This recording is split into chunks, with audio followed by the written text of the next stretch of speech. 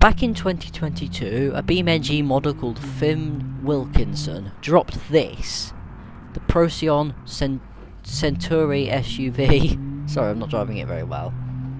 It was a very good mod.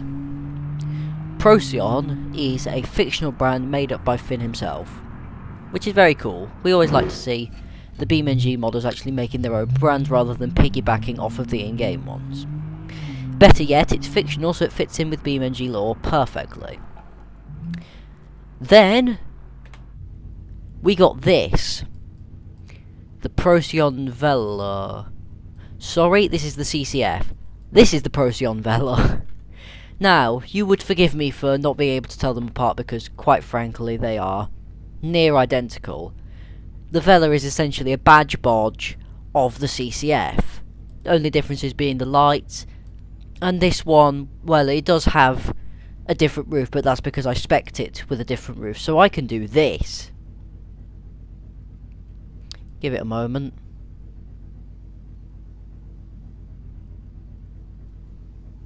Have I pressed the wrong thing? Yes, I have.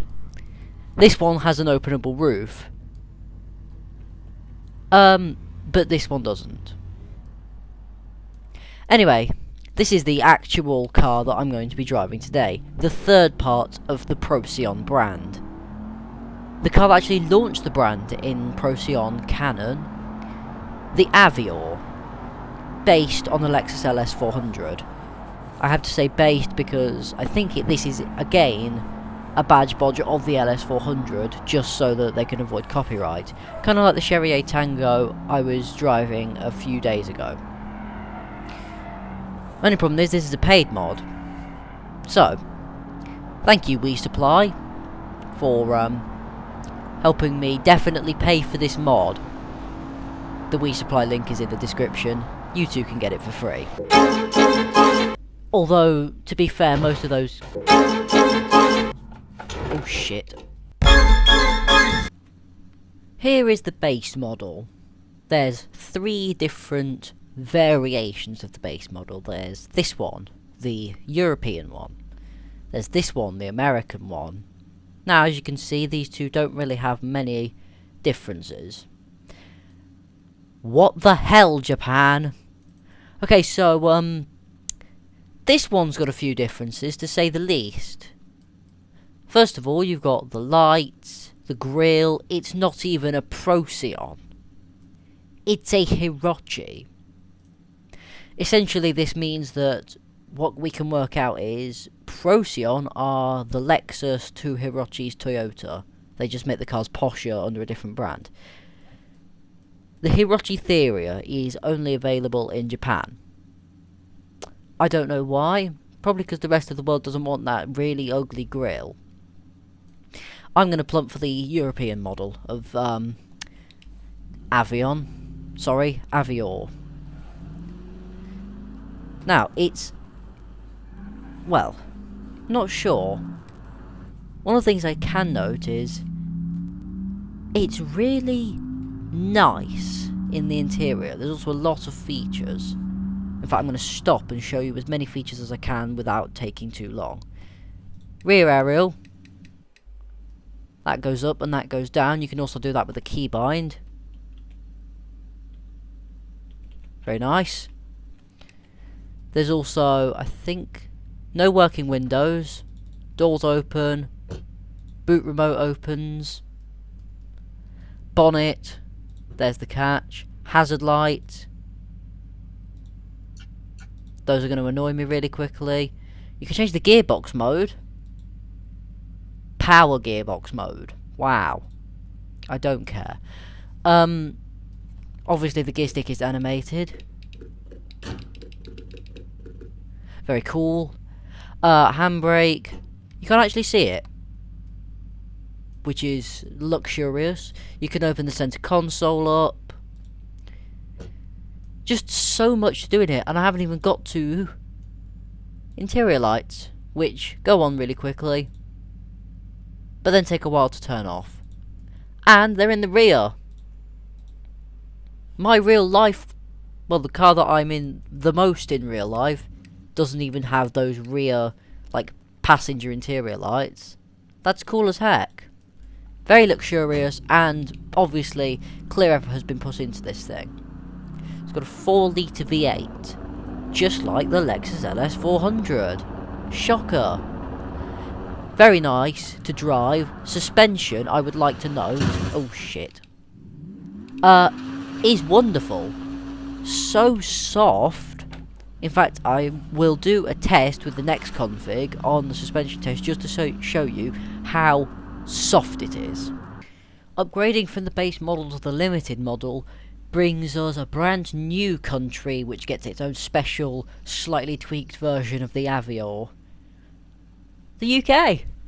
There is a special British version of every Avior other than the base model. I don't know why we didn't get the base model. This is it. This is the European one. This is the American one. And this is Japan's, which gets shiny wheels. And that still ugly grille.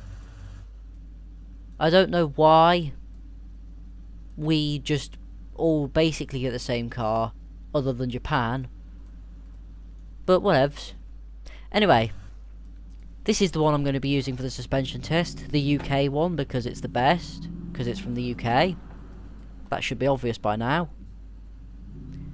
And I've lined it up against another similarly luxurious saloon car built at the exact same time as this. 1990 to 1994. It's the Gavril Grand Marshal Lux model. Driven by an AI. Over some bumps.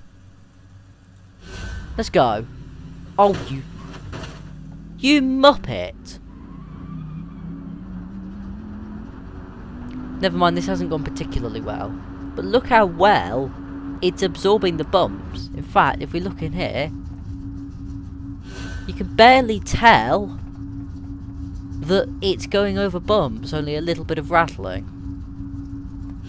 This is true luxury here. Okay, now we get to the big bumps. My wheel is starting to rattle a little bit, but it's still easy to drive, easy to control, no problems at all. What a great luxury car. Lovely. Let's have a look at the Grand Marshal.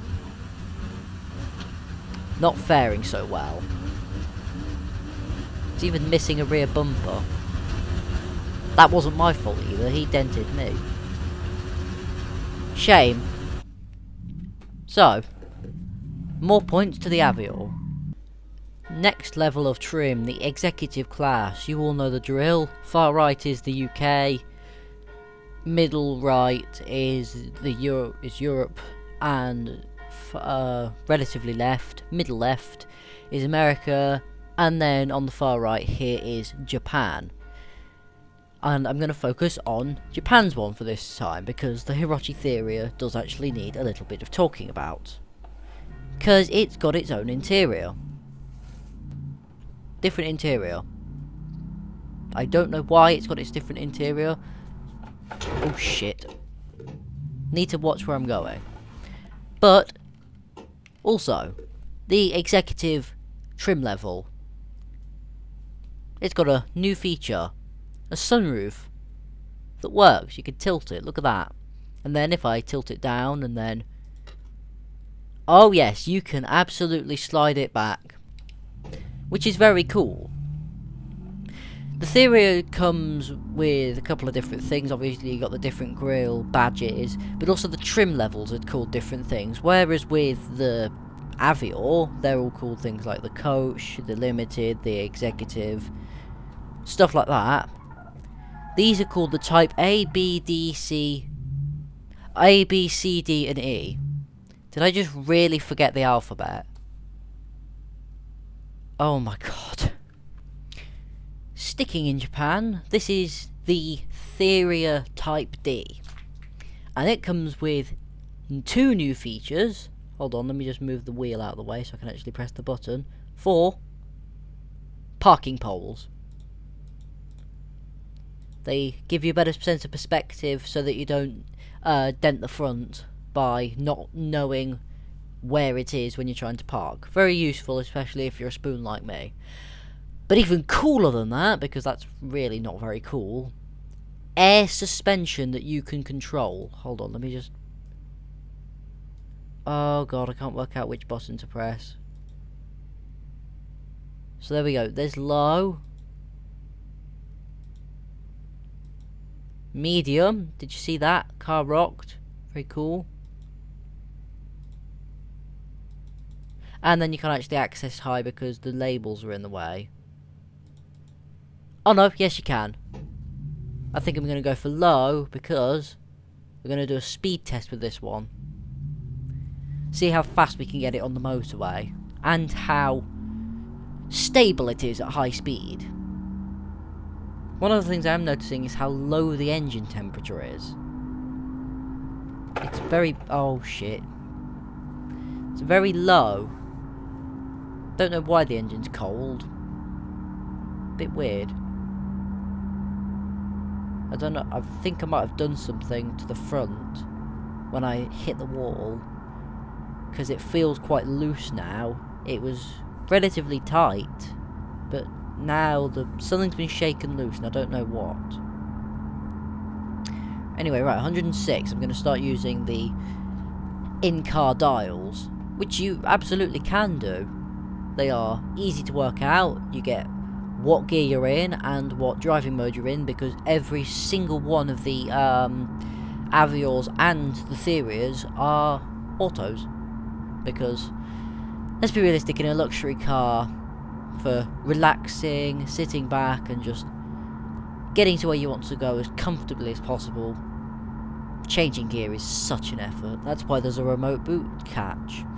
And there's those, oh, what are they called? I forgot what I was going to say. Anyway, here we are, we're doing 180 kilometers an hour, which is above 100, which is quite quick, it's very good. About 110 miles an hour, which in 1989 is incredibly respectable. It's also really quiet in the cabin at high speed. It's very odd. But nice, because, you know, again, it's a luxury car. Now, I've had to bring back the little rest of the world versus Japan comparison, because this is the most expensive, most luxurious trim model, the Platinum, based on the facelifted Procyon, Avior, and Hirochi Theria. Because, well, it gets different wheels in Japan, but also the parking poles are gone in the rest of the world. How come only Japan gets parking poles? That's not fair. Also, complete interior revision. Oh, I'm in slow-mo, I think.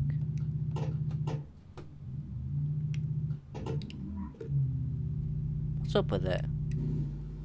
Oh, for some reason the brakes were stuck. I don't know. Anyway, complete interior revision, which is now very unsettling, considering I've been used to the other interior. The boot catch is... I can't work it out, I think... Where is the boot catch, and why is it blocked by the steering wheel? It's really annoying. Ignition key, haven't shown you that yet. Little infotainment screen, that's very nice. And it's got a sat-nav. Yes, I know you can see the sat-nav up on my heads-up display here, but it's exactly the same down there. It's a nice touch. Bit quicker as well. I noticed that when I actually was able to properly set off. Got a bit more perk to its step. Not anymore. This poor, unfortunate Avior has been, well, tuned. Street tuned, in fact. It appears to have fallen into the wrong hands. But you will notice it's a manual. Which basically means you can burn it out. Which is exactly what you're supposed to do with a street car. It's also been lowered, put onto different wheels. And all in all, just tuned, but quite well, I would say. A bit sliding. I keep going for the clutch and not the brake. It's good fun, this. Make some smoke. I don't really approve of street cars that much, but after all of the sort of haughty-taughty luxury cars, this is a nice change.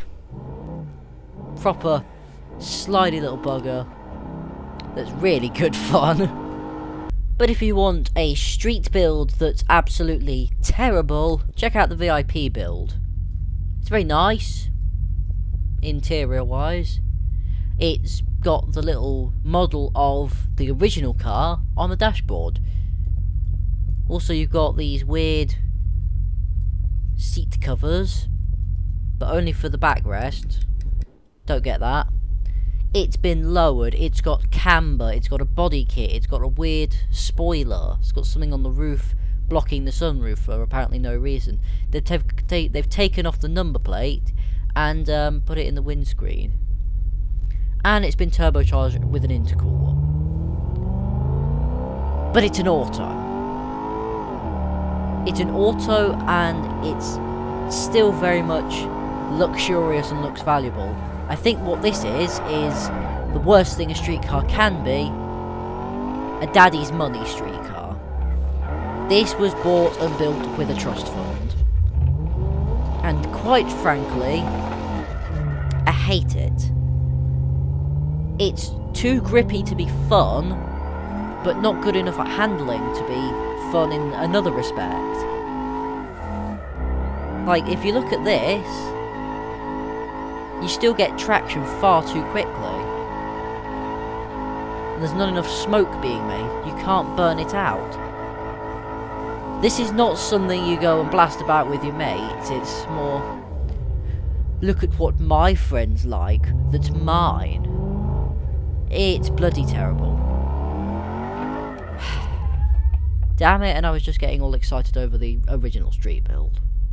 So yeah, I think of all 25 different configurations, this is probably my favourite. I think there's 25 anyway. There might be 24. Anyway, mid-20s. Although, to be fair, most of those configs... As you can see, I really did not like that last build. Anyway, my point being, most of those configs are facelifts, or... well, not facelifts, but just different, nearly identical configs, just apparently they're slightly different because they were built for a different country. Yeah, no. That's bullshit. But yes, I would absolutely recommend you go and get your hands on this mod. I would absolutely not recommend that you pay for it. There is a link to its Wii Supply page on, well, down below. And you can get it for free there, which means instantaneously, very good. Don't waste your time buying it. Go to Wii Supply. Thank you for watching, and enjoy what is a very good and fun luxury saloon car.